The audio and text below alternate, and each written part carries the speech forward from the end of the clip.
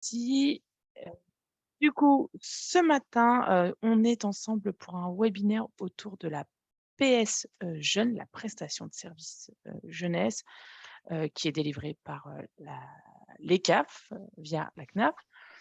Et donc du coup, ce matin, j'aurai avec moi, Ségolène Dary, et puis, 2 autres, 2, chargés de mission de fédération qui portent, sur leur poste une PS jeune, donc Graziella Gauzin de la fédération de la Meuse et Victorien, Villeray de la fédération de l'Indre.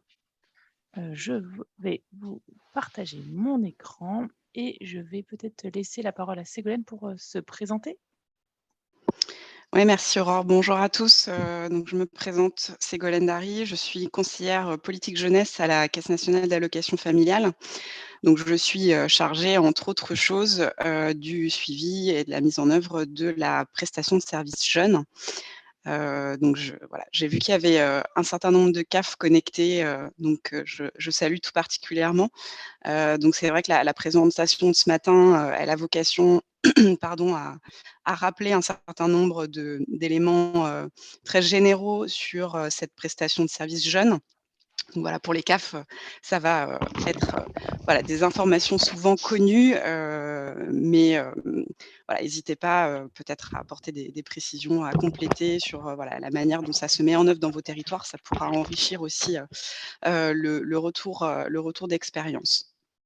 Donc ce matin, je vais, voilà, faire, la présentation de l'APS jeune. Donc on peut, passer sur la 1re slide, si tu veux bien, Aurore.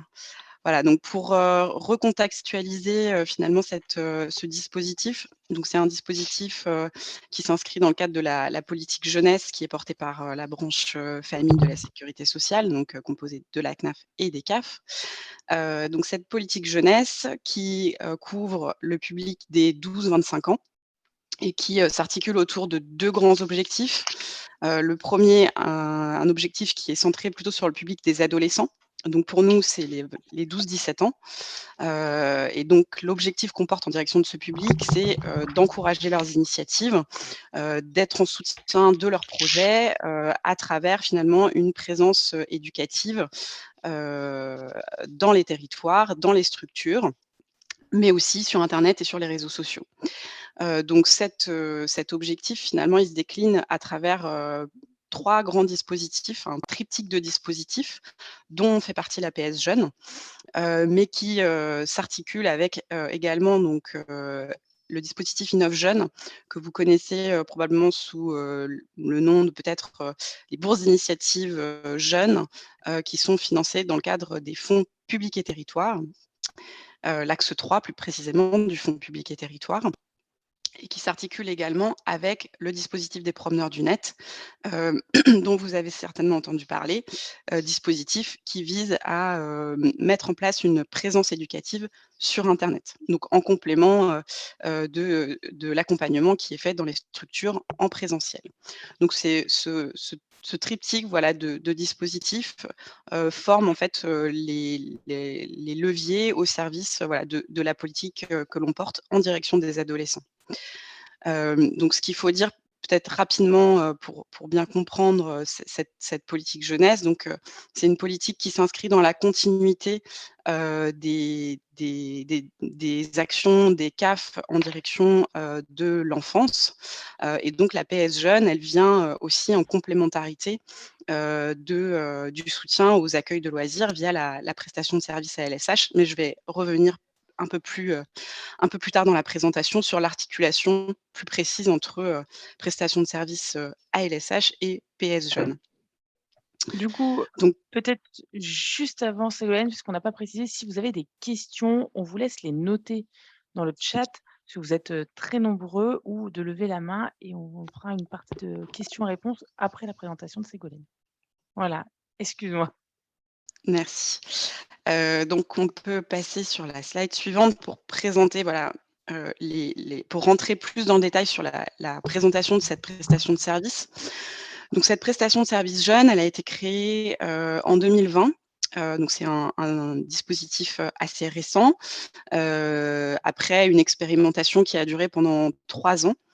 et l'objectif, finalement de cette expérimentation, enfin, en tout cas le constat de départ, c'était que, les offres en direction des adolescents, qui se matérialisaient principalement par, l'offre, ALSH étaient, finalement assez peu adaptées à un public adolescent. On va dire à partir de l'âge, du collège, à partir de 14 ans, les acteurs de terrain nous, disaient que, finalement, ces publics ados désertaient, les accueils de loisirs, puisque c'était un format qui n'était pas tout à fait adapté à leurs attentes, à leurs besoins, à leur, envie, voilà, d'être, sur des formats, plus souples, avec la possibilité d'aller, venir dans les structures et surtout d'être accompagnés sur, du projet. Et pour faire ça, donc, il y avait un besoin, sur le terrain, d'un financement spécifique qui permette finalement de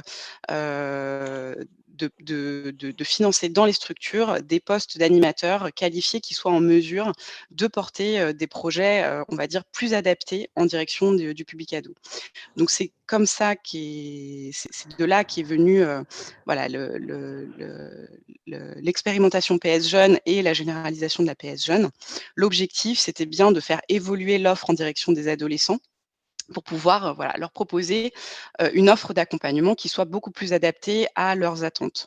À leurs attentes, comme je disais, voilà, de formules plus souples et de projets qui, voilà, leur permettent d'être plutôt dans la prise, d'initiative et de s'impliquer au quotidien dans leur territoire.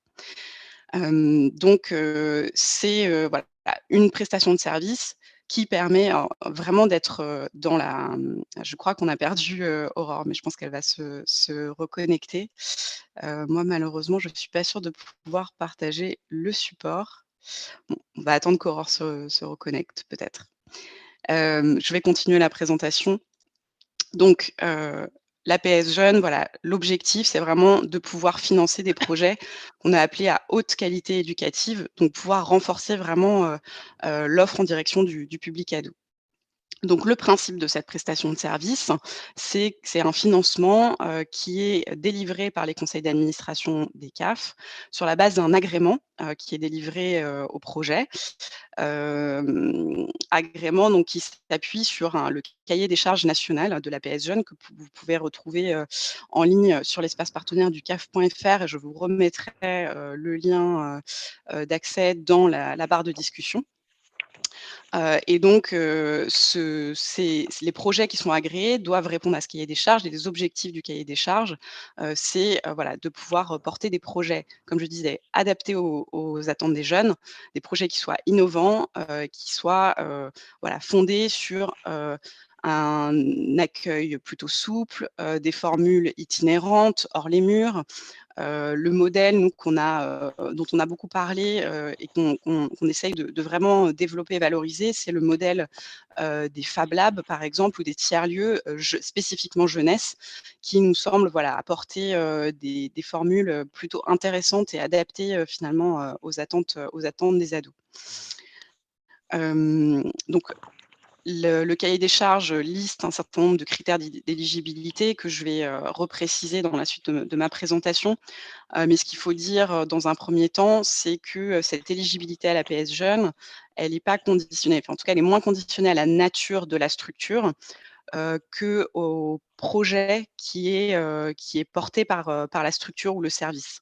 C'est-à-dire que peu importe si vous êtes, un PIGE, un centre de loisirs, un centre social, ce qui va importer, c'est vraiment, le projet que vous proposez, en direction des adolescents et sa conformité finalement avec les critères, du cahier des charges de l'APS Jeunes. Donc ces critères, ils sont au nombre de 5, ils sont listés dans le cahier des charges. Donc la première, le critère vraiment principal, c'est, de pouvoir s'adresser dans un premier temps, au public des adolescents, donc à la tranche d'âge, comme je disais, des 12-17 ans. Ça ne veut pas dire que le public des jeunes adultes, est complètement, exclu, des projets, hein, puisque, on sait qu'il y a un intérêt à faire de la continuité, et on va pas demander aux structures d'arrêter d'accueillir les jeunes une fois qu'ils ont 18 ans. Mais le principe quand même, c'est d'avoir des projets qui sont au départ centrés en direction des adolescents puisque c'est vraiment la cible, de ce dispositif. Donc il faut, que, voilà, les projets PS Jeunes accueillent, au moins 50 de public, adolescent. Et ensuite, 2e critère, plutôt sur vraiment la nature des actions qui sont proposées. L'objectif, hein, comme je le disais, de la PS Jeunes, c'est vraiment de proposer, des actions, des actions d'accompagnement au projet et à la prise d'initiative des jeunes. Donc c'est vraiment ce qu'on attend dans un projet PS Jeunes, c'est, voilà, proposer un programme d'action qui va être orienté vers, l'engagement et la participation des jeunes. Ça veut dire que, heu il faut effectivement, proposer non seulement, des modalités, voilà, d'aide et à l'accompagnement de projets, mais ça veut dire aussi que, on va être attentif à la manière dont les jeunes sont associés aussi, à la on va dire à la gouvernance et au fonctionnement de la structure et finalement, à la décision dans, le fonctionnement de la structure, dans le programme d'activité. Donc ça, c'est voilà, des choses qui sont, sur lesquelles on est particulièrement vigilant dans les projets PS Jeunes. Alors on est sur la slide suivante. Voir Désolée, si tu j'ai veux bien. été Non, pas de expulsée de ma problème. tasse de ma salle. Donc on a avancé, hein, dans la présentation en attendant que tu puisses te reconnecter. Donc sur les critères, d'éligibilité, donc voilà, un programme d'action, un mode de fonctionnement qui soit vraiment axé vers l'engagement et la participation des jeunes dans la structure. Ensuite, critère aussi, fondamental, c'est, la nécessité pour les projets PS Jeunes de s'appuyer sur des animateurs qualifiés. Un des objectifs aussi derrière cette, PS Jeune, c'est d'encourager la professionnalisation dans les structures.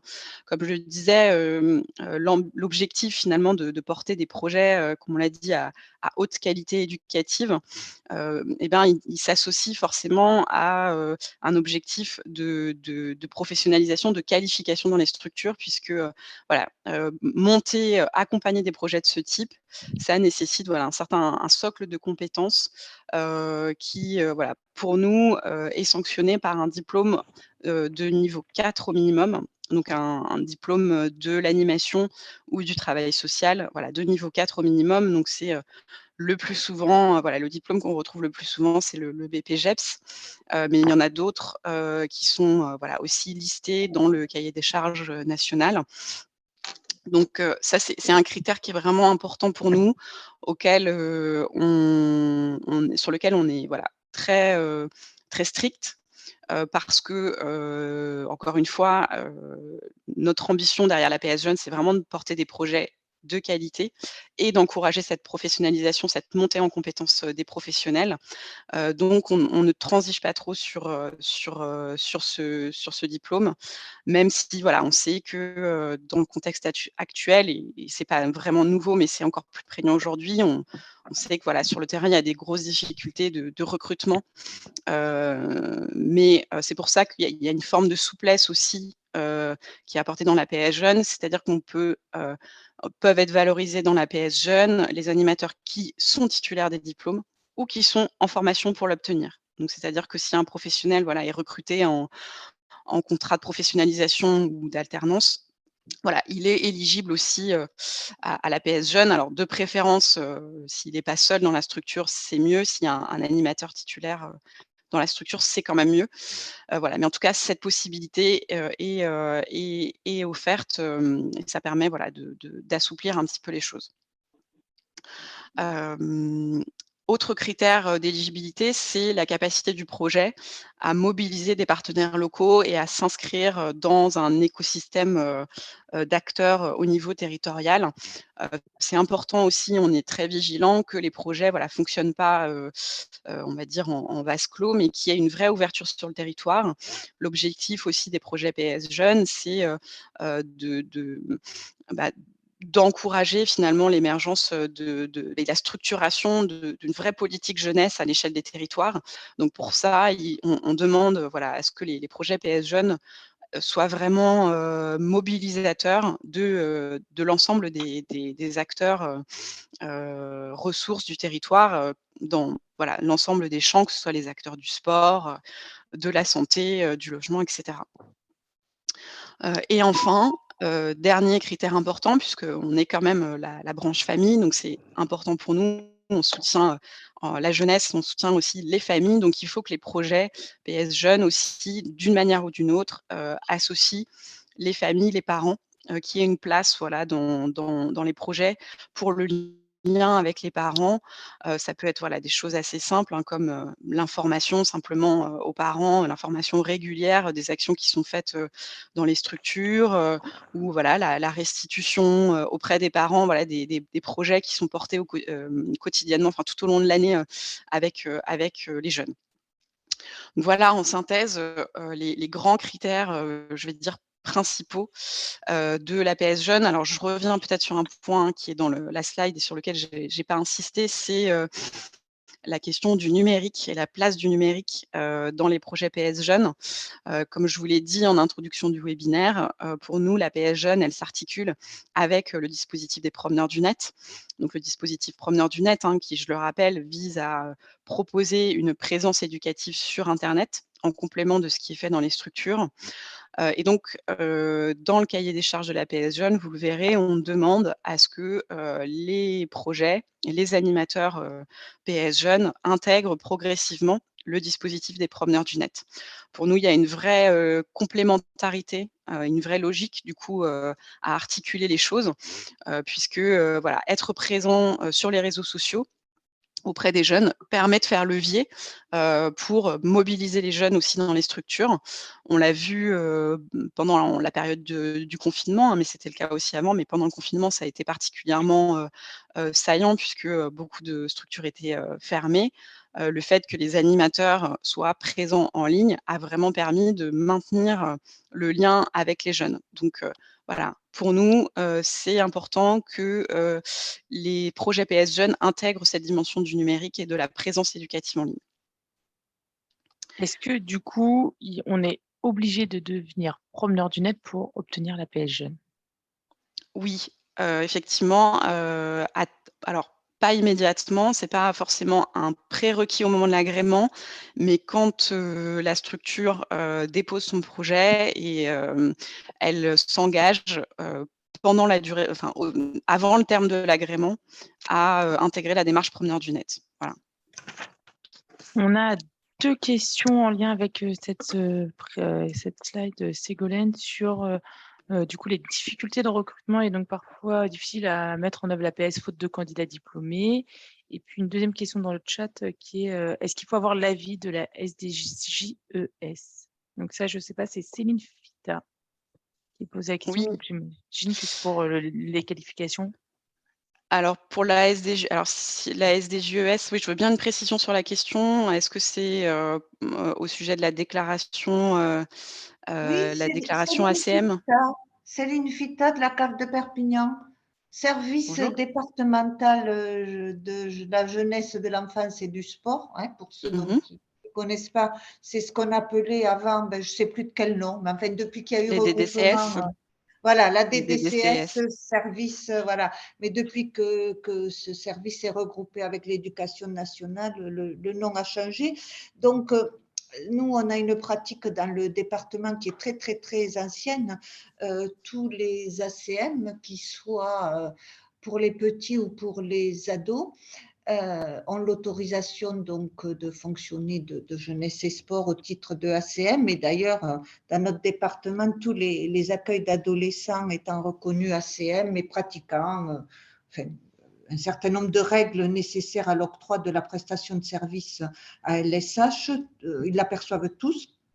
Donc, ma question, c'est savoir, dans le cadre de l'APS Jeune, pour autant que ce soit la CAF qui donne l'agrément, quelle est votre position quant à la nécessité d'avoir, donc si ce n'est l'agrément ACM, et encore que.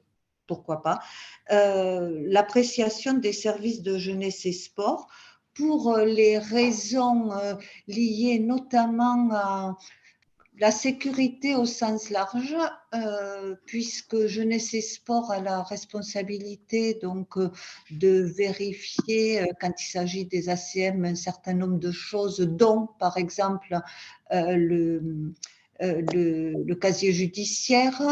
Je pense depuis peu aussi, puisque c'est le cas pour les PMI, pour la petite enfance, hein, pour la protection maternelle et infantile, la nécessité de veiller donc à ce que, alors le fichier, écoutez, j'ai oublié le nom, c'est FIJ, mais c'est effectivement concernant les comportements à risque en termes sexuels.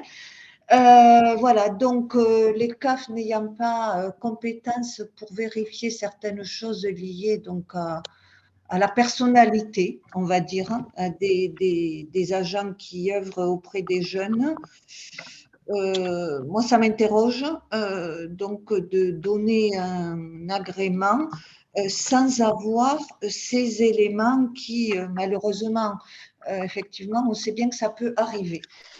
Alors, pour vous répondre effectivement sur la déclaration ACM, donc dans la circulaire et le cahier des charges, on le précise, hein, effectivement, les projets qui relèvent de la réglementation ACM doivent faire l'objet d'une déclaration auprès des services, auprès des SDJES. Donc, effectivement,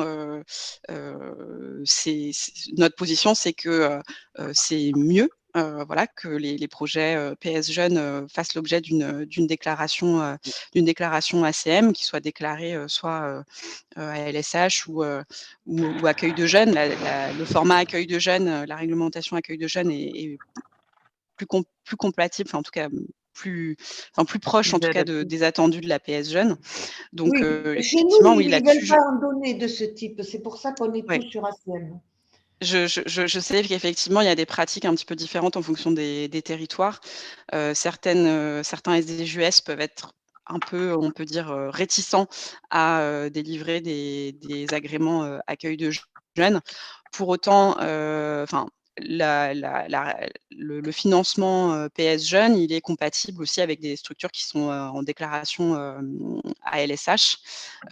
Ça aussi, je sais qu'il y a pu avoir sur certains territoires voilà, des positions peut-être un peu strictes de la part des SDJES. En tout cas, nous, on est en lien avec le ministère de l'Éducation nationale et notamment la direction jeunesse et sport du ministère de l'Éducation nationale, pour qui effectivement les choses sont très claires. La réglementation ACM est compatible avec le cahier des charges de la PS Jeunes. Voilà. Merci, Ségolène.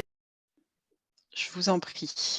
Il y avait une autre question, enfin en tout cas une remarque sur les questions les tensions autour du recrutement. Alors effectivement, on sait que je le disais, hein, on sait que c'est une réalité forte sur le terrain. Voilà, il n'y a pas de solution clé en main aujourd'hui. Il y a des réflexions au niveau national dans le cadre des comités de filière animation autour de la question de la formation de nouveaux animateurs. Mais voilà, ce qu'il faut dire en tout cas, c'est que nous, sur la réglementation PS Jeunes, on ne dérogera pas sur les critères de qualification. Parce que, comme je vous le disais, c'est vraiment central dans le dispositif PS Jeunes. Et notre objectif, à travers ce critère, c'est vraiment de faire levier pour encourager cette professionnalisation. Donc nous, ce qu'on encourage, notamment quand les agréments PS Jeunes sont délivrés à des structures qui étaient auparavant, enfin des structures déjà existantes qui fonctionnaient avec, par exemple, l'APS ALSH, c'est d'être dans une logique voilà, de formation, d'accompagnement en formation des animateurs qui ne seraient pas titulaires du niveau de diplôme. Voilà.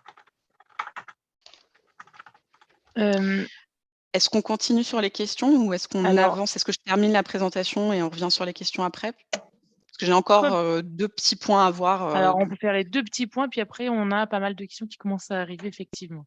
Ouais, OK. Allez, hop. Donc pour rappel, quand même, sur le cœur de ce dispositif, donc sur les modalités de financement de l'APS Jeunes, donc c'est une prestation de service à la fonction. Donc dans notre jargon branche famille, une prestation de service à la fonction, c'est une prestation de service qui finance des postes, donc en l'occurrence des postes d'animateurs qualifiés dans les structures. Et donc, alors à l'inverse d'une prestation de service à l'acte, par exemple, comme est la PSO-ALSH, si vous connaissez la PSO-ALSH. Et donc, la prestation de service jeune permet de prendre en charge jusqu'à 50%, enfin 50% maximum des dépenses relatives au poste d'animateur qualifié dans les structures. Donc les charges concrètement qui rentrent en ligne de compte, donc ce sont les charges de salaire et les dépenses, une partie des dépenses de fonctionnement liées à ces postes, notamment les frais de déplacement et les frais de formation non qualifiante. Donc c'est 50% de ces charges dans la limite d'un plafond annuel par ETP qui est défini par la CNAF et qui est de 41 209 € pour 2022. Donc c'est un plafond qui est révisé et revalorisé chaque année. Ce qui, voilà, en toute logique, nous donne une prestation de service maximum de 20 605 € par an par ETP. Donc ça, c'est le montant de l'APS maximum pour 2022 pour un ETP, sachant que peuvent être financés au sein d'un même projet PS Jeunes plusieurs ETP. Il n'y a pas de limite de ce point de vue-là, si ce n'est voilà, les enveloppes financières dont disposent les caisses. Et donc pour l'année 2022, on a un budget global qui s'élève à presque 24 millions d'euros et qui est voilà, qui permet de financer un peu plus de 1000 ETP au niveau national.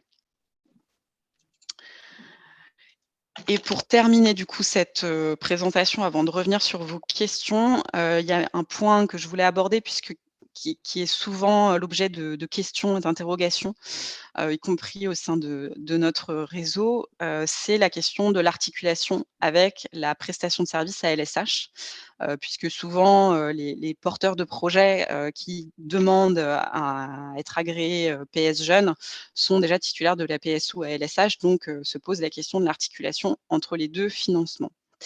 La logique qui est celle qui est décrite dans la circulaire et dans le cahier des charges, c'est un principe général de non-cumul entre ces 2 financements pour la même activité.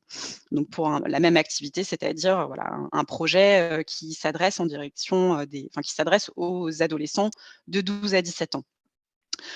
Nous, ce que l'on préconise lorsqu'une structure qui a la PSO-ALSH souhaite être agréée à la PS Jeunes, c'est qu'elle renonce à la PSO-ALSH et qu'elle finance l'intégralité de son projet ado par la PS Jeunes. C'est-à-dire que voilà, tous les animateurs qui étaient auparavant financés par la PSO-ALSH, si bien évidemment ils ont le niveau de diplôme requis, passent sur un financement PS Jeunes. Pourquoi ?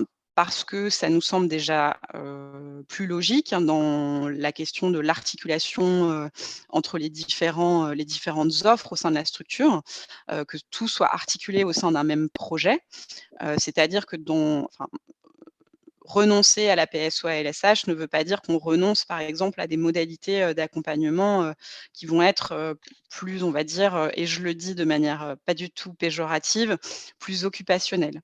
On sait que pour les ados les plus jeunes, on va dire sur les 11-13 ans, être sur un accompagnement au projet, enfin sur une logique de projet, ça peut être un peu difficile au démarrage. Donc souvent, les structures s'appuient sur 2 modalités complémentaires, c'est-à-dire dans un premier temps pour ces plus jeunes ados, des activités de type ALSH plus traditionnelles et ensuite, pour accompagner progressivement en fait les jeunes, à être sur des logiques plutôt de projet, avec voilà ce qu'on appelle des offres nous plutôt PS jeunes. Donc la logique et le modèle nous qu'on préconise, c'est de pouvoir intégrer ces 2 offres, c'est le schéma qui est présenté sur l'option 1, c'est d'intégrer ces 2 offres au sein d'un même projet financé par la PS Jeunes.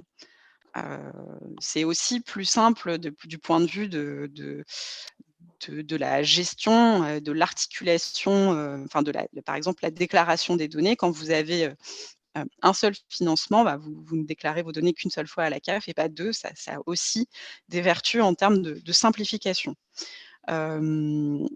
Parfois, ce modèle-là n'est pas possible parce que, les animateurs, du secteur AESH, n'ont pas le niveau diplôme, ou pour d'autres raisons, qui sont valables.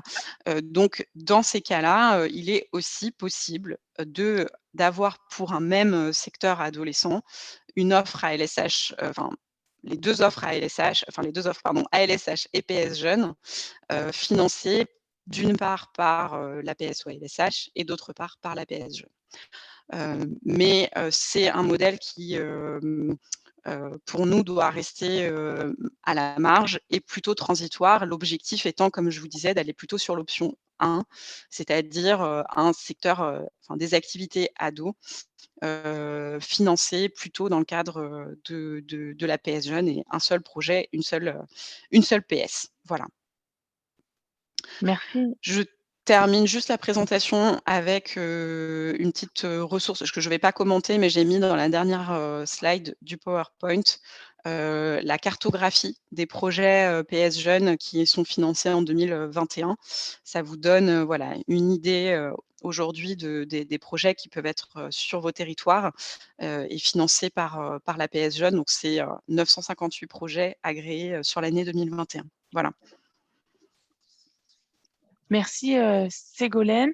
Alors on a une série ce que je vous propose, une série de temps de questions-réponses, sur l'APS et puis après on viendra illustrer avec, 2 exemples, d'animateurs aujourd'hui, jeunesse qui sont, dont leur poste est financé par l'APS Jeunes. Petite question de la CAF 55, lorsque l'animateur de la PS, jeune change au cours de la convention, doit-on lui faire valider, le profil de l'animateur?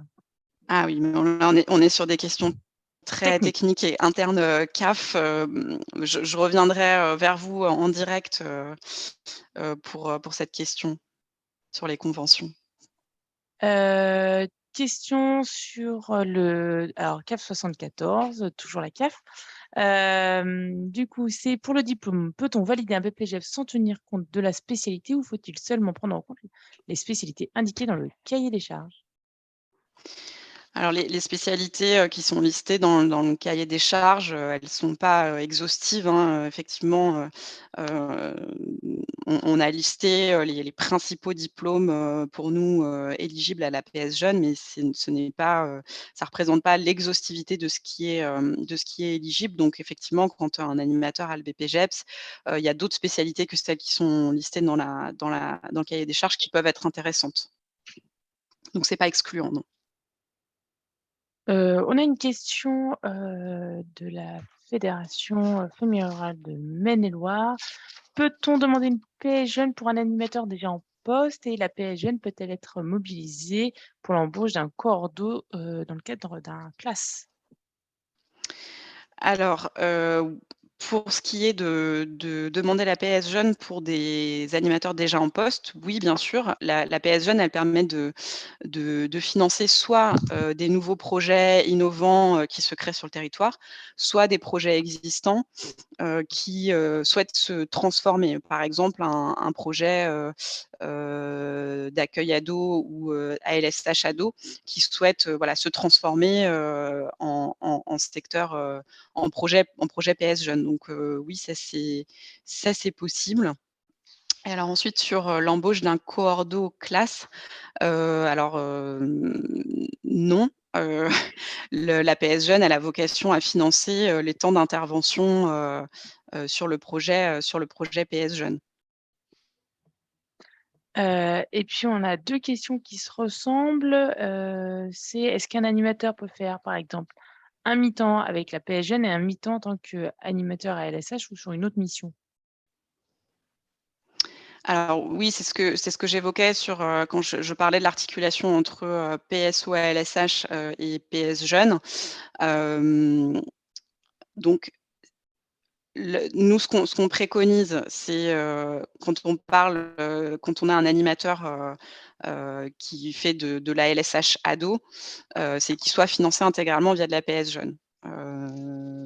Maintenant, quand c'est pas possible, effectivement, il peut partager son temps et qu'il partage son temps entre la partie plus ALSH ado et la partie plus PS jeune. Il est possible, dans certains cas, de cumuler les 2 financements. Par ailleurs, l'animateur peut aussi partager son temps sur du secteur ado et intervenir sur, je sais pas, un ALSH plutôt 3-11 ou 3-6. Ça aussi, c'est possible, hein. Il est possible effectivement de compléter les temps de travail de cette manière-là. Ça aussi, les cas sont listés, c'est expliqué dans la circulaire PS Jeunes et dans le cahier des charges, les possibilités de cumul entre les différents financements. On a la CAF de la Sarthe qui demande à pouvoir prendre la parole justement sur cette articulation LSH et PS Jeunes. Alors, quelques minutes pour qu'on puisse avoir que nos intervenants puissent après avoir le temps de présenter et on vous donnera plus largement la parole après, mais je vous en prie si c'est tout de suite en ligne. Ouais, je vous remercie. Donc, Ségolène Bélanger, je suis référente jeunesse sur la CAF de la Sarthe et du coup, j'accompagne les collègues des territoires qui ont elles-mêmes accompagné des partenaires dans la mise en œuvre des PS Jeunes. Et du coup, nous, en Sarthe, on est plutôt face à des structures et ça rejoint vraiment la dernière, la slide là, qui est à l'écran, des structures qui n'ont pas forcément l'intention de renoncer à leur offre classique d'ALSH parce que même si elle ne correspond pas à tous les jeunes du territoire, elle correspond quand même à une envie, à un besoin d'une partie du public adolescent. Elles ont aussi parfois d'autres axes d'intervention comme les piges ou les chantiers argent de poche. Et elles ont aujourd'hui eu un intérêt pour ce que l'on soutenait dans le cadre de la PS Jeunes. Donc, comme vous l'avez dit, Ségolène, les actions numériques. Alors moi, on insiste beaucoup en Sarthe aussi sur les actions aller vers, donc en dehors des structures, l'accompagnement des jeunes dans leurs projets et toutes les notions de partenariat qui, du coup, ne font pas l'objet d'une déclaration auprès de Jeunesse et Sport. Donc, on est plutôt, nous, aujourd'hui, sur l'option 2, que j'entends un peu transitoire, qui est un moment qu'une structure, elle a un projet global jeunesse avec différents axes et différentes propositions en direction du public adolescent et jeune adulte, qui peut être une offre d'ALSH traditionnelle, qui peut être un PIGE, qui pour nous ne relève pas des attendus de la PS Jeune, et puis un autre axe de travail qui, là, va répondre aux attendus de la PS Jeune.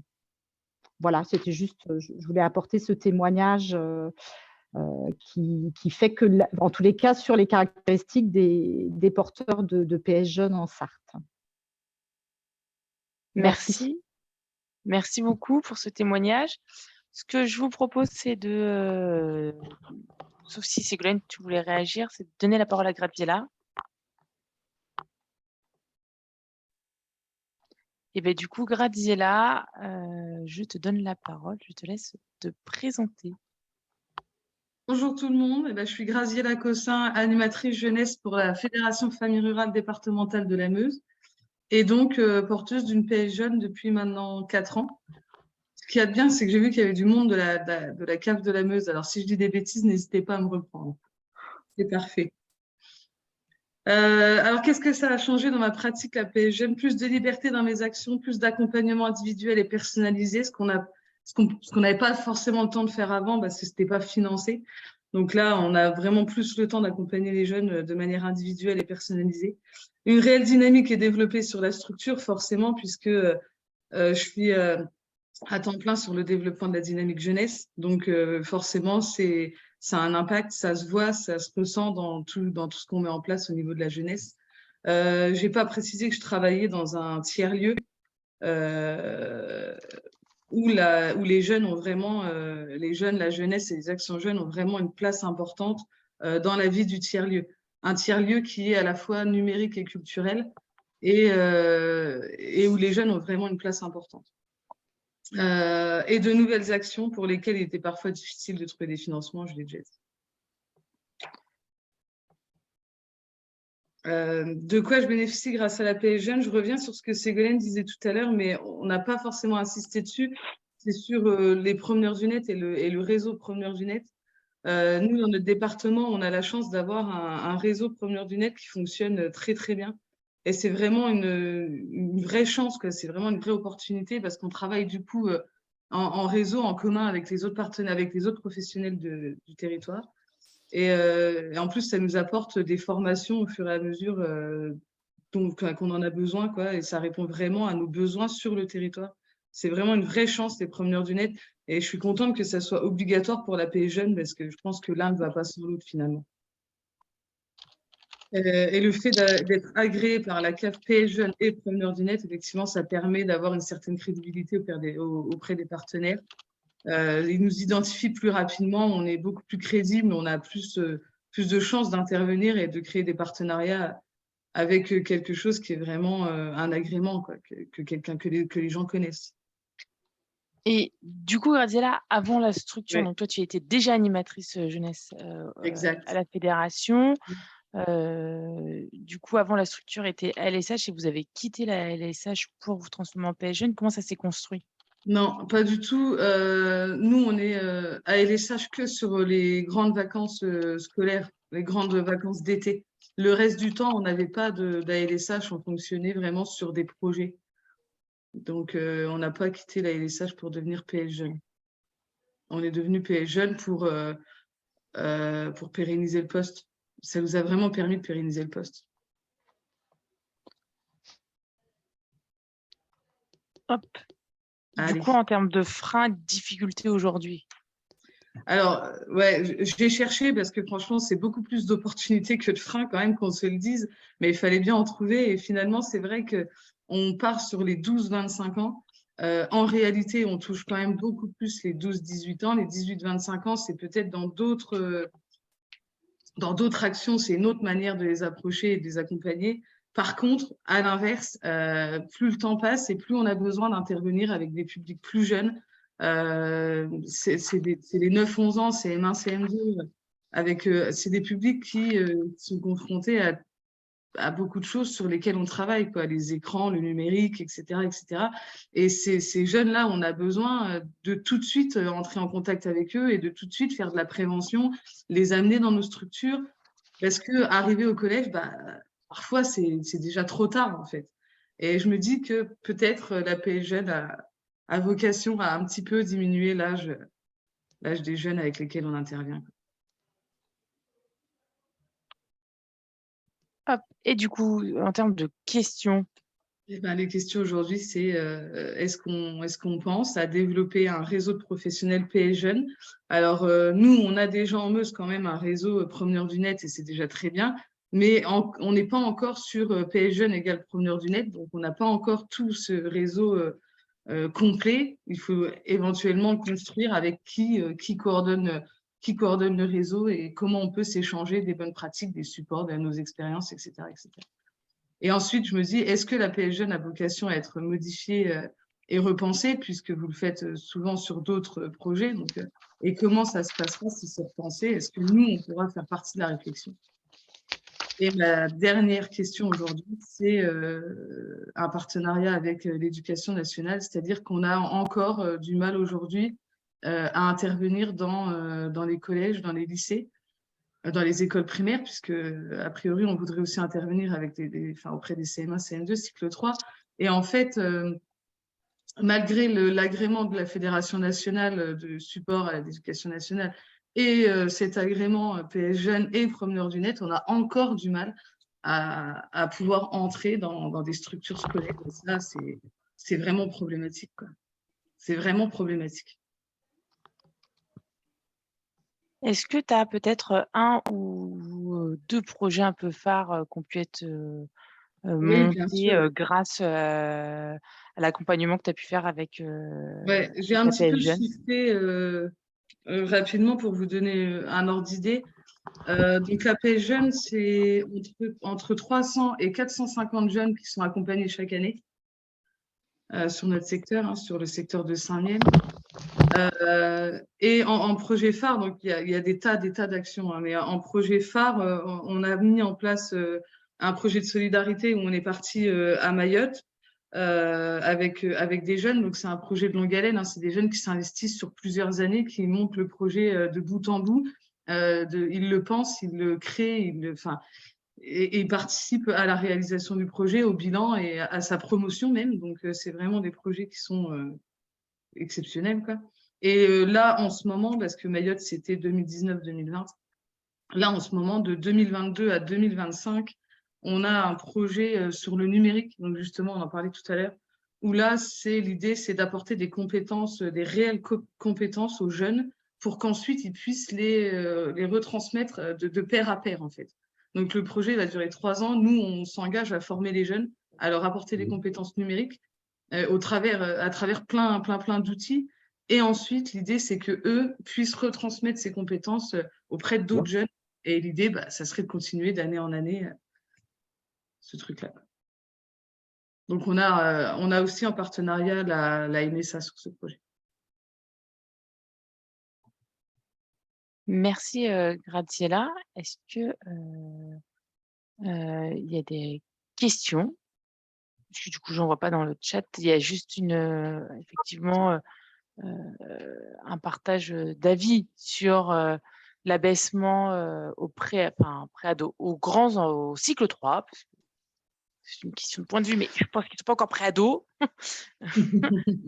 Alors, Voilà. juste pour réagir sur ce point, c'est vrai que moi, alors j'avais plutôt en tête, moi, l'élargissement des tranches d'âge, mais plutôt en direction des jeunes adultes.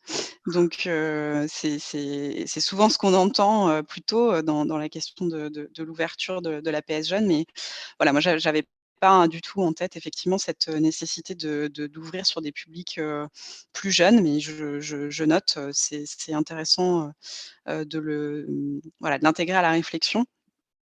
Après, voilà, sur les Excusez-moi, questions. Ségolène, j'ai posé cette question, c'est Céline Fitte.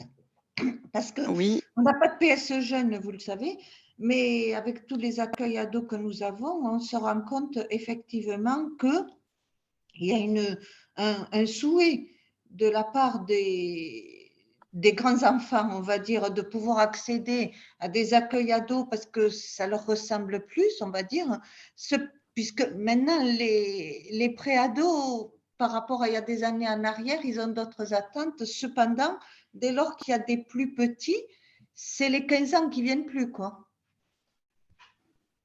Donc, c'est quand même problématique et ça peut concerner la PSE jeune de mon point de vue.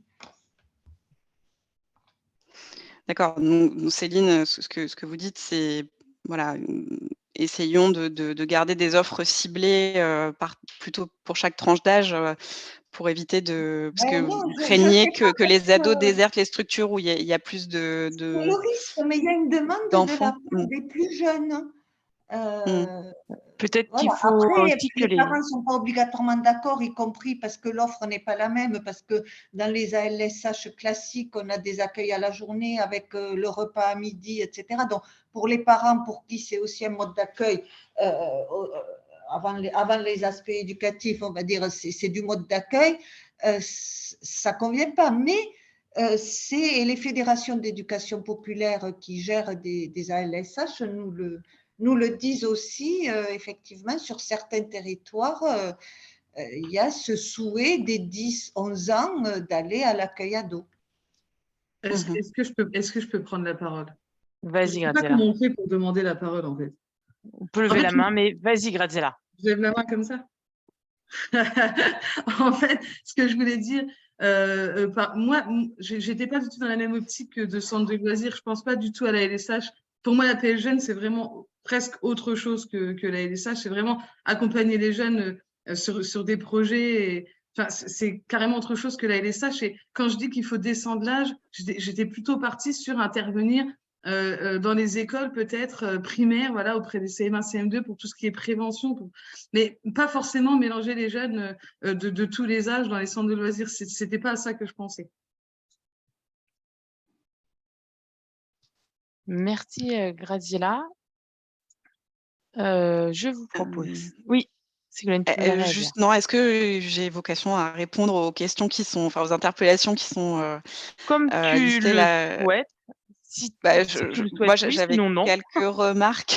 Donc, Vas-y, vas-y. j'avais quelques remarques sur les questions qui sont posées. Alors, sur les réseaux de professionnels PS Jeunes, c'est une remarque intéressante parce que c'est vrai que ça revient voilà, souvent dans beaucoup de territoires et c'est une question qui avait déjà été posée au moment de l'expérimentation.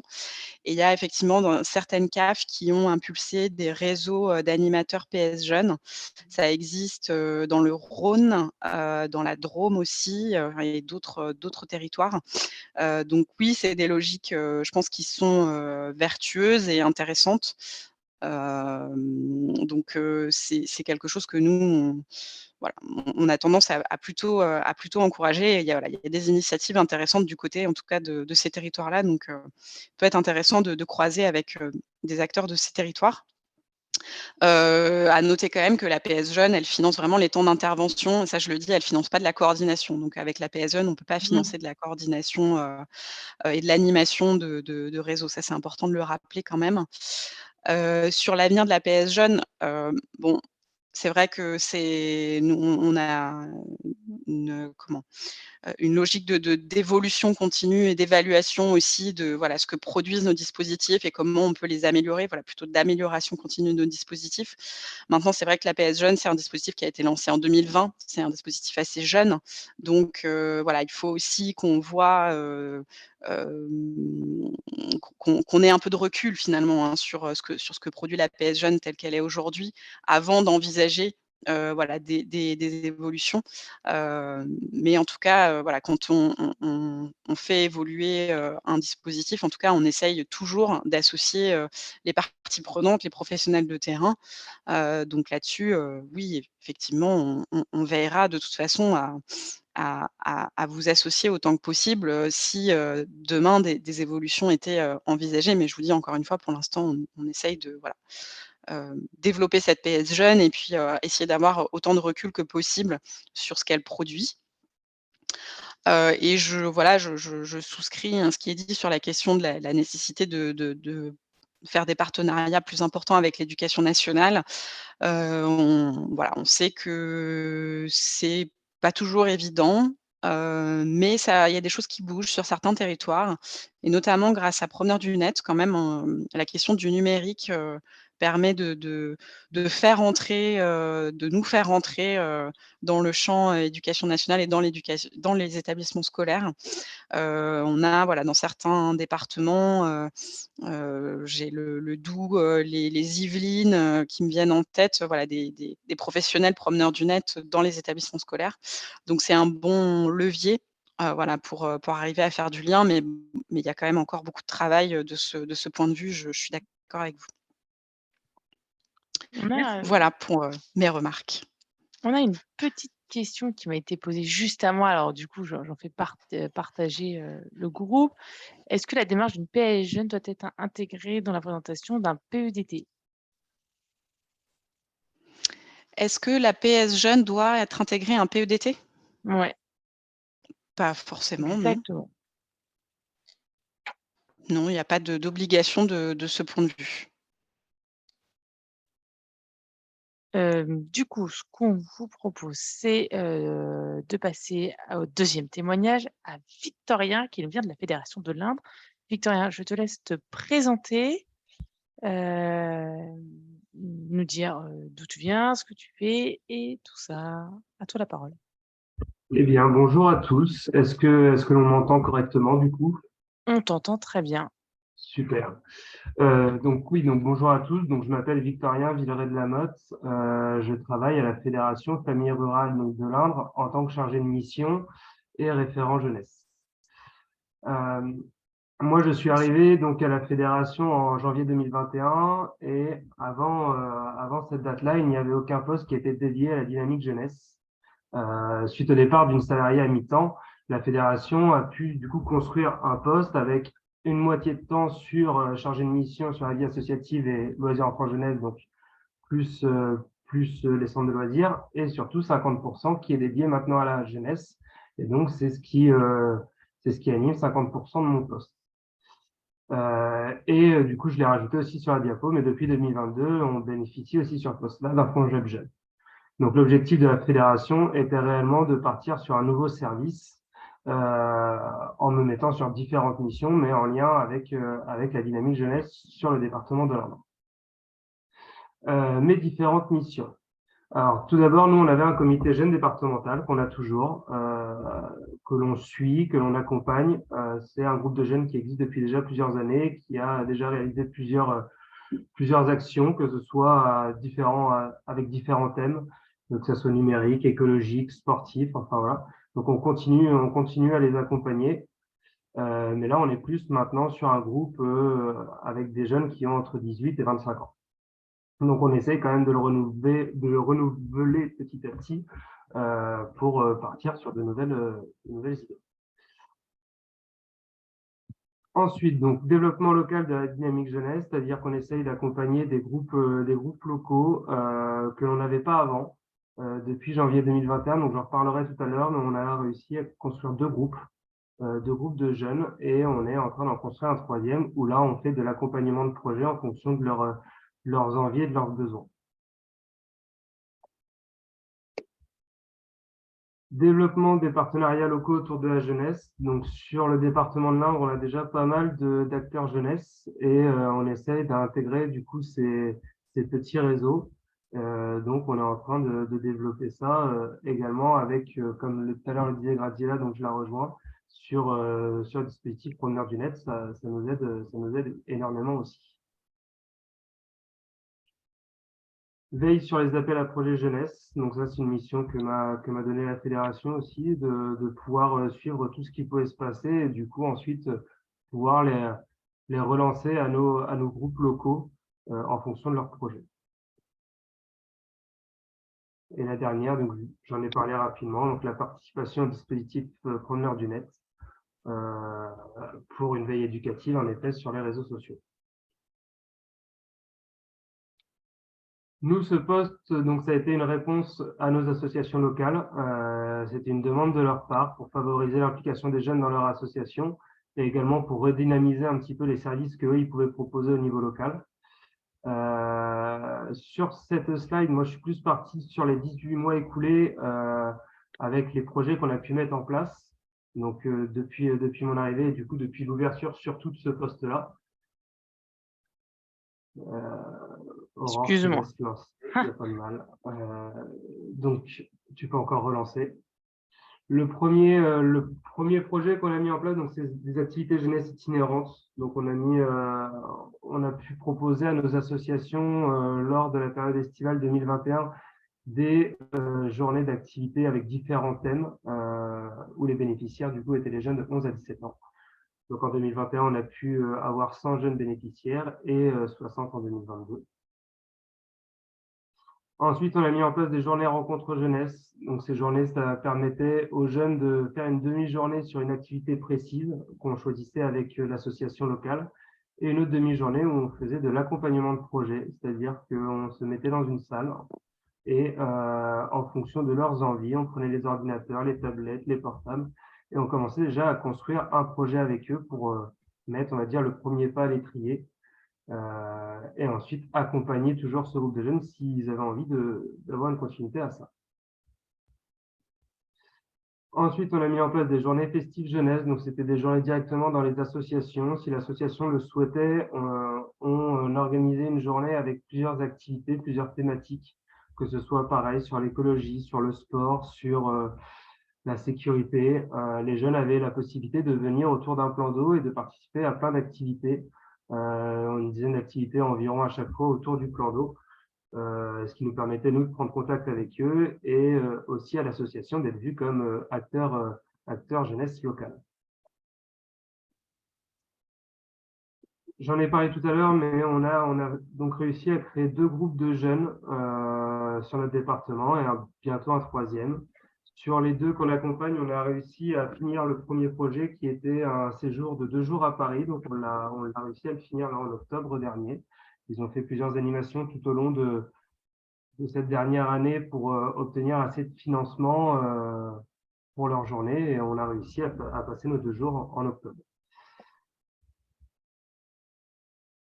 Le développement toujours et l'accompagnement du comité jeune départemental avec dernièrement un projet de concours de belote solidaire, d'où les bénéfices ont été reversés à la protection civile en faveur de la cause ukrainienne.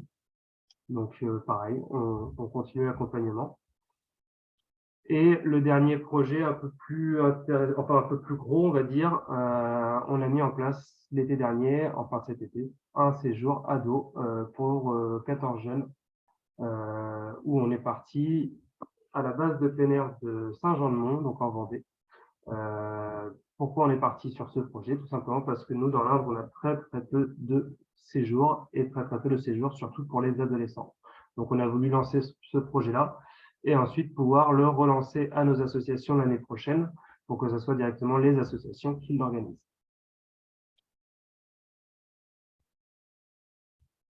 Les opportunités grâce à la PS Jeune, donc ceux que j'ai pu trouver moi en tant qu'acteur, donc le fait d'avoir pu consolider un poste à temps plein, parce qu'en effet, la personne qui était là avant n'avait que un demi-temps et moi, grâce à ça, j'ai pu obtenir mon temps plein à la fédération de l'Indre.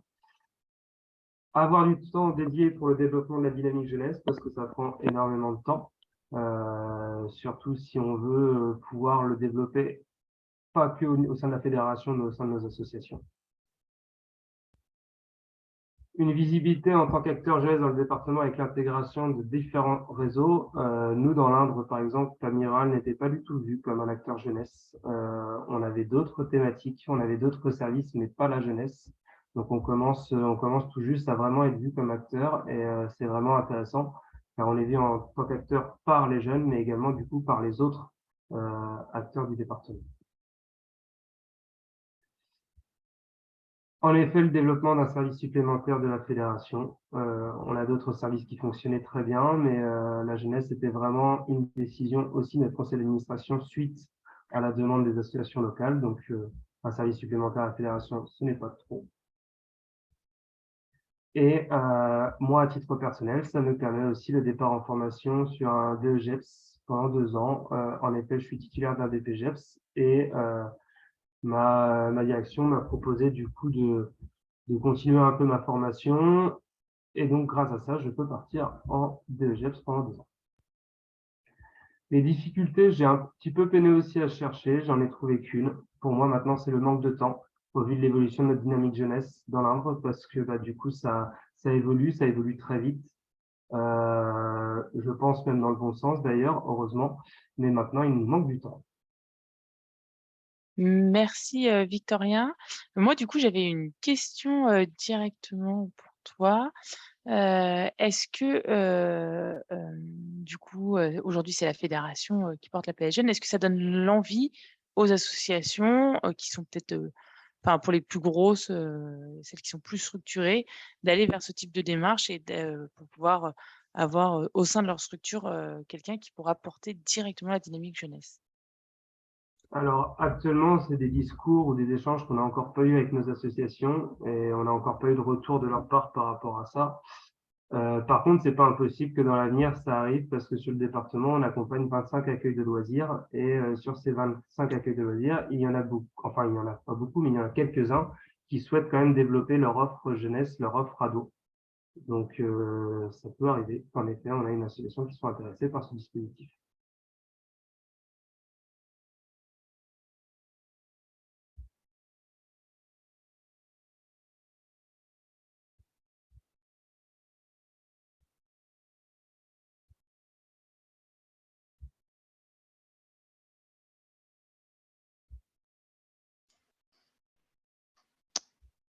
Est-ce qu'on a perdu Aura encore une fois? J'ai l'impression. On dirait bien. Je crois bien. On a perdu notre animatrice. J'ai vu je crois que ça y est, Aurore, on t'a retrouvé. Et voilà, je disais, Ségolène, est-ce que tu as des questions directement pour Victoria? Non, j'ai pas de questions, mais je crois que Victorien avait une question. Ah, vas-y, Ou a vu Victoria. une question. Non, j'avais Ou pas il y a de une question dans c'est le voilà, chat. c'est ça, j'ai vu une question passer. Quels sont les réseaux jeunesse évoqués?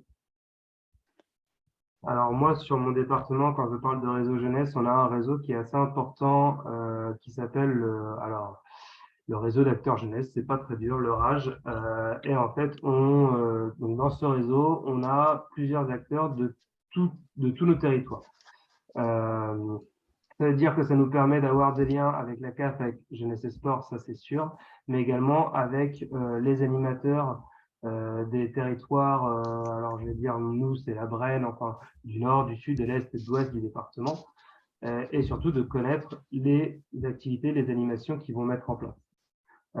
Nous qui sommes sur le département de l'Indre intégralement, ça nous permet aussi de connaître un petit peu les réseaux qui sont dépourvus d'activités, dépourvus de propositions, et de pouvoir s'y intéresser un peu plus qu'à d'autres endroits où ils ont déjà quelques activités de mise en place. Alors, du coup, on a une question dans le chat. Qui anime ce réseau dans l'Indre? Nous, c'est la Ligue de l'enseignement, la FOL, qui anime ce réseau. Et après nous-mêmes. Alors, c'est vraiment très participatif. Normalement, on essaie quand même de se partager à chaque fois cette animation, mais on va dire la tête du réseau reste la Ligue de l'enseignement. Pour peut-être redonner des éléments de contexte en fait sur le réseau d'acteurs jeunesse dans l'Indre. Donc c'est une initiative en fait qui a découlé d'une expérimentation en fait portée par la CNAF il y a quelques années avant que la PS Jeune soit généralisée. On avait effectivement lancé une expérimentation de réseau d'acteurs jeunesse dans plusieurs CAF. Malheureusement, on n'a pas eu les moyens par la suite de généraliser cette logique de réseau d'acteurs jeunesse dans l'ensemble des CAF, mais c'est une démarche qui est voilà, tout à fait pertinente et intéressante. Et d'ailleurs, elle a perduré dans plusieurs territoires qui avaient expérimenté, dont l'Indre. Et donc, c'est intéressant, voilà, votre témoignage montre aussi que voilà, c'était vraiment une initiative qui avait du sens, y compris en lien avec la PS Jeune. Et je pense d'ailleurs qu'on va y revenir à cette logique de réseau d'acteurs jeunesse. Nous, on n'avait pas pu le pérenniser à l'époque parce que voilà, on n'avait pas eu les moyens dans notre convention d'objectifs et de gestion pour le faire.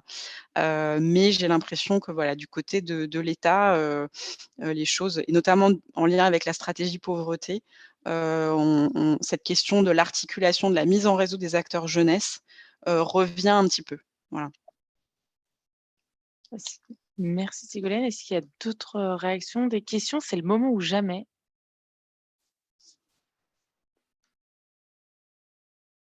Sinon, moi, j'avais vu passer quelques petites questions dans le chat auxquelles je crois qu'on n'a pas répondu. Ah, peut-être. Je crois qu'il y avait une question sur les préconisations nationales en matière de ratio d'ETP par, enfin de jeunes par ETP de PS Jeunes.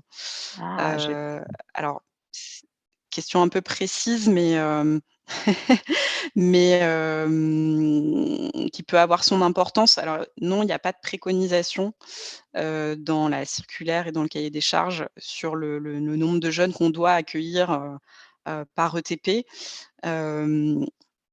On a un ratio aujourd'hui, enfin une moyenne nationale d'à peu près 150 jeunes par ETP accompagnés dans l'année. Mais voilà, on sait que ça peut être quand même très variable en fonction des territoires, des configurations. Finalement, je dirais qu'au-delà de la quantité, nous, ce qu'on recherche aussi, c'est la question de la qualité de l'accompagnement et la qualité des projets. Donc évidemment, il ne faut pas que les ratios soient complètement délirants, en tout cas, nous, on n'a pas d'exigence nationale ni de préconisation très précise sur ce sujet-là. Plutôt une attention focalisée sur, encore une fois, la qualité des projets et la capacité des animateurs à emmener les jeunes vers, voilà, vers de la prise d'initiative, vers de l'autonomisation. On sait que ça prend, voilà, ça prend du temps. On l'a dit, les témoignages ont montré que, voilà, s'investir sur des projets de ce type-là, ben, ça nécessite, voilà, du temps. Donc, c'est plutôt là-dessus que notre attention est focalisée. Moi, j'avais une question pour, Graziella et Victoria. Combien de temps ça a pris au sein de vos fédérations pour, du coup, se mettre, sur la PS Jeune et pour, monter, la demande? Puisque alors Graziella, a priori, tu étais déjà en poste au moment, où, du coup, vous avez, demandé la PS Jeune et Victoria, c'est plutôt le contraire, c'est-à-dire que la PS Jeune a permis son recrutement. Donc du coup, voilà, je suis assez curieuse de savoir, le temps que ça a fallu et les compétences, en interne. Voilà. Alors, je commence parce que peut-être que Graziella aura plus une réponse à t'apporter. Réellement, pour moi, je peux pas te renseigner, Aurore. C'est vraiment du coup ma direction qui l'a fait. Je n'avais pas, enfin, j'ai pas été mis du tout dans la boucle au moment de la création. Je suis arrivé, c'était déjà fait, donc je j'ai pas du tout la réponse. Eh ben, nous, pour le coup, en Meuse, ça a été assez simple et rapide. Le dispositif a été mis en place en 2019 sur une expérimentation sur 1 an d'abord. Et donc, après, quand on est vraiment rentré dans la PS Jeune sur le contrat de 3 ans de 2020 à 2022, c'était déjà, on savait déjà ce qu'il fallait faire, quoi. Donc, il y a eu un très bon travail avec la CAF de la Meuse. Ça a été relativement simple, hein. Franchement, c'était très bien. Et petite question sur à Ségolène, est-ce qu'aujourd'hui, il y a une limitation de PS, disponible sur les départements? Est-ce qu'on se dit là, il y a assez, d'animateurs? Est-ce que, sur, un territoire, du coup, on peut avoir, plusieurs animateurs portant la PS Jeune? Alors, sur cette question, ben, la limite, c'est celle, encore une fois, des enveloppes financières, qu'on a à disposition. Puisque je rappelle donc sur, l'année 2022 au niveau national, on avait, 24 millions d'euros. On sait que les besoins, sont beaucoup plus importants que 24 millions d'euros. Donc effectivement, ça nous amène à avoir, des logiques, on va dire de rationalisation ou de recherche d'un équilibre territorial. Au moment de la généralisation de la PS Jeune, il y a un certain nombre de CAF, notamment celles qui avaient participé à l'expérimentation, qui ont, agréé beaucoup de projets et c'était très bien, parce que ça voilà, c'était, dans la logique, de la dynamique qui s'était mis en place pendant les 3 ans d'expérimentation. Mais c'est vrai qu'il y a, dans certains territoires, des CAF qui ont, enfin en tout cas des territoires qui ont mis, peut-être qu'il y avait besoin de plus de temps pour, mettre en place, ce dispositif, définir une stratégie locale et donc voilà, ça a créé, des déséquilibres. Donc nous, au niveau, de la caisse nationale, notre point de vigilance, il a été justement à veiller à cet équilibre territorial, à s'assurer que, ben, finalement, on arrive, à mailler un peu tous les territoires. Voilà, maintenant il n'y a pas, comment dire, on ne limite pas, si ce n'est, voilà, par les moyens, financiers qu'on a à disposition, le nombre de PS jeunes et d'animateurs finançables par département. Il n'y a pas de plafond, encore une fois, si ce n'est, celle des Des enveloppes enveloppes. et après, libre à chaque CAF, voilà, libre à chaque CAF ensuite au niveau du département de définir, le maillage territorial, qui lui semble le plus pertinent en lien avec les partenaires du territoire. Du coup, j'ai une question, moi, c'est possible? Bien sûr, On nous demande encore un bilan PS Jeune et un bilan promeneur du net. Et finalement, les deux, pour moi, se rejoignent complètement. Les deux activités ne font qu'un presque. En fait, c'est difficile encore aujourd'hui. On se posait la question hier en regroupement promeneur du net, d'ailleurs, sur le département, de comment on pouvait encore faire deux bilans différents, alors que les actions sont, pour ainsi dire, enfin, se rejoignent, quoi. Est-ce que ça n'a pas vocation un peu à être simplifié? Alors je prends le point. Effectivement, nous, la logique de simplification des bilans, des remontées de données, la facilitation, on sait que c'est, une charge, en temps, importante pour les porteurs de projets, hein, les bilans, qui sont demandés chaque année. Alors déjà, sachez que c'est pas des bilans qu'on demande, voilà, en vain, on les utilise, c'est des données, qui sont très importantes pour nous pour valoriser, auprès de nos financeurs, enfin de nos auprès de l'État, auprès de nos administrateurs, les projets et le dispositif et les dispositifs qu'on porte. Maintenant, effectivement, on est attentif à ce que ce soit pas une charge trop lourde pour les porteurs de projets. Donc, c'est un point que voilà, je me note le point et on pourra, enfin, on reviendra dessus. Du coup, on expertisera le sujet. Ça marche. Si aujourd'hui on a, des territoires, à la suite de ce webinaire qui se disent: «Bah, tiens, l'APS Jeunes, ça peut être une bonne opportunité sur notre territoire», on contacte qui? Les CAF départementales, j'imagine, le référent. Est-ce qu'il y a des territoires qui sont déjà saturés en PS Jeunes, du coup, ça sert à rien d'aller toquer la porte? Est-ce qu'on tente la chance? Alors effectivement, quand on veut porter un projet PS Jeunes, le premier acteur à aller voir, c'est la CAF, je confirme.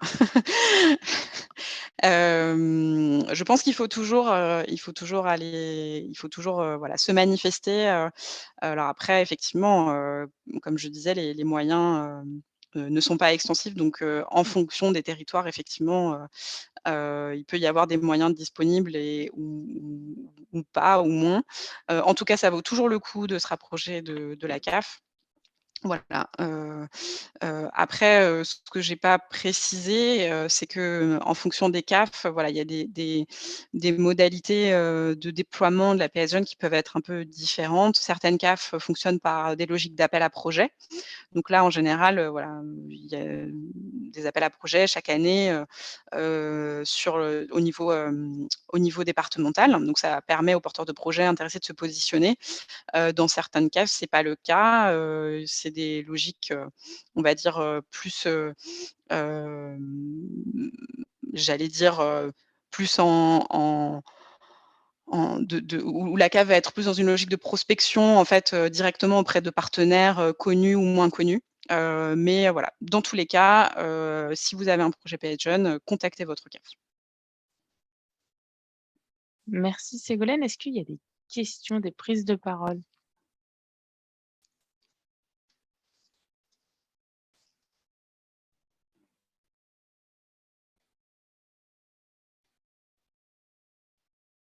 C'est le moment ou jamais, parce que tout à l'heure vous aviez plein de questions dans le chat, il n'y en a plus.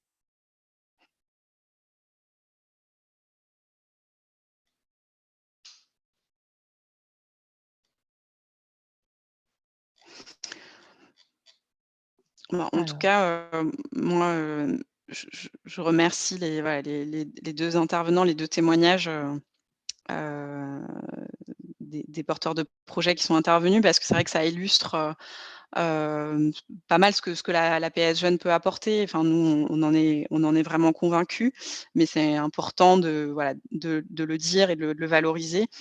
Pendant l'expérimentation, on avait évalué, hein, la PS Jeune et voilà, ça rejoignait, voilà, les témoignages, des intervenants, c'est-à-dire voilà ce que permet la PS Jeune, non seulement, pour, ben, la fréquentation dans la structure, hein, parce qu'on voit quand même que, enfin on avait vu pendant l'expérimentation qu'il y avait un effet, sur la fréquentation, par les ados, par le public ado dans les structures PS Jeunes. À partir du moment où on leur donne la place pour se réapproprier, le projet, les espaces, qu'on leur donne la parole, qu'on leur donne l'opportunité de réaliser finalement, leurs propres projets, leurs propres idées, ben, voilà, j'allais dire étrangement, mais c'est pas étrange, les jeunes, voilà, refranchissent la porte des structures. Donc ça, c'est important et puis, il y a des effets aussi en matière enfin, sur le cadre de travail, des animateurs, hein, ça a été dit. Ces projets, encore une fois, ils prennent du temps et la logique PS Jeunes, le financement à la fonction, pluriannuel, il permet justement de dégager ce temps et de se donner le temps, voilà, de construire des projets, plus ambitieux et où la qualité est au rendez-vous et donc Ça permet aussi aux animateurs de dégager du temps pour construire des partenariats. Ça, c'est aussi important et de s'ouvrir sur le territoire.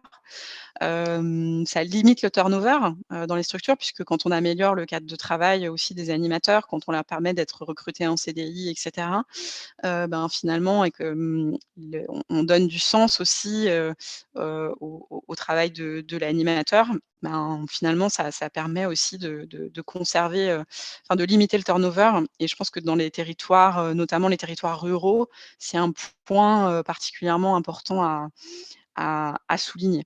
Voilà. On a, une question entre-temps, qui est arrivée dans le chat. Alors, je ne sais pas qui est cette personne parce que du coup, on a des chiffres, mais en tout cas, est-ce qu'on peut avoir des exemples, d'actions pour aller vers les jeunes? Comment est-ce que vous faites pour aller à la rencontre des jeunes qui ne fréquentent pas les structures jeunesse la structure jeunesse?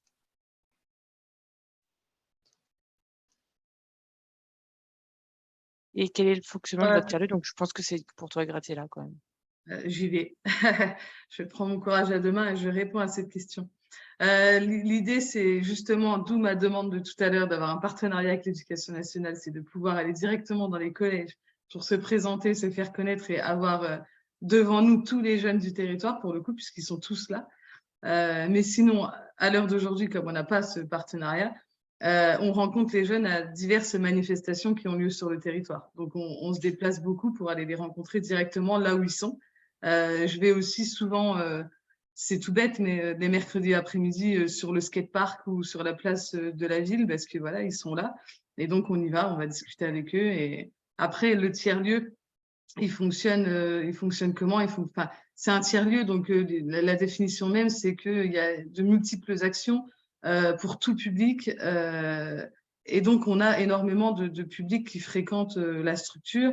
Donc, après, on présente à chaque fois que quelqu'un entre dans le lieu, on présente les autres actions. Donc, de bouche à oreille, de fil en aiguille, les jeunes arrivent sur la structure et ensuite, ils y trouvent leur compte, que ce soit dans un projet ou dans l'implication dans le tiers-lieu. Ils font aussi partie du comité de pilotage. Enfin, après, ils ont des responsabilités, ils s'y sentent bien et ils y restent. Et le bouche à oreille aussi fait son travail, quoi.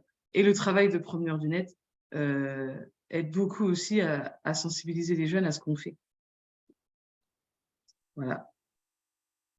Merci, Graziella. Je ne sais pas si Victorien, tu voulais réagir?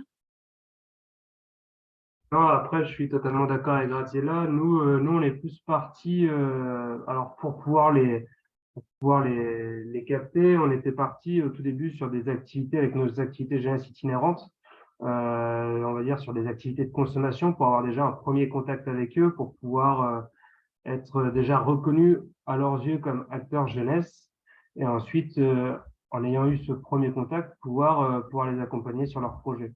Nous, on est parti dans ce sens-là. D'abord, on propose des activités vraiment de consommation ou autres. Et ensuite, si on a la chance que des groupes puissent se former et s'ils sont intéressés pour continuer, là, on continue l'accompagnement.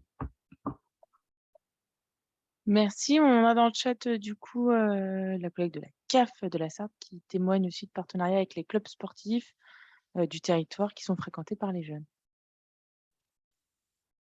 D'autres questions ou pas? S'il n'y a pas d'autres questions, du coup, je vous proposerais, d'en arrêter là. On avait prévu 2 heures, mais si s'il y a plus de questions, du coup, je vous propose c'est d'en arrêter là. Moi, je retiens quand même, en tout cas, beaucoup l'idée de partenariat, de mise en réseau, de ces acteurs, et de l'importance, et du lien qu'il y a fort, du coup, avec les promeneurs du net et encore à pouvoir percer, finalement la porte de l'éducation, nationale pour aller, toucher un maximum, de jeunes sur, les territoires et que, ça permet quand même aux structures de stabiliser, un poste, sur, du coup des actions où il y avait du mal, en tout cas ça pêchait, sur nos structures à famille rurale à pouvoir consolider. Voilà, je ne sais pas si, Ségolène, tu avais des choses à compléter? Pas de complément, si ce n'est, te remercier Aurore pour l'organisation de ce webinaire et l'opportunité, voilà, de présenter le dispositif de l'APS Jeunes. Voilà, j'espère que ça aura éclairé les participants et donné envie voilà, de se lancer à ceux qui ne se sont pas encore lancés. Merci. J'en profite du coup pour vous dire qu'il reste encore une dizaine de jours si vous avez des groupes de jeunes qui souhaitent postuler aux bourses Jeunes Action Nature et Environnement. C'est un appel à initiative pour les groupes de jeunes qui soient adhérents ou non de famille rurale. Donc pour tout groupe de jeunes, une bourse à hauteur de 500 € sur toute action qui est en lien avec la nature et l'environnement. Vous avez le dépôt des dossiers jusqu'au 1er décembre. Voilà, et toutes les informations sur le site internet de la Fédération nationale. Et je Voilà. voulais rajouter que je suis disponible s'il faut pour les assos familles rurales du territoire. S'il y a besoin de plus d'infos en dehors du webinaire, tu peux donner mes coordonnées, Aurore. Très bien. Merci beaucoup. Merci à tous. Bonne fin de matinée. Et du coup, ce webinaire est enregistré. Il sera disponible à l'ensemble des référents jeunesse famille rurale via un lien privé YouTube. Voilà. Bonne journée. Au revoir. Bonne journée. Merci, bonne journée.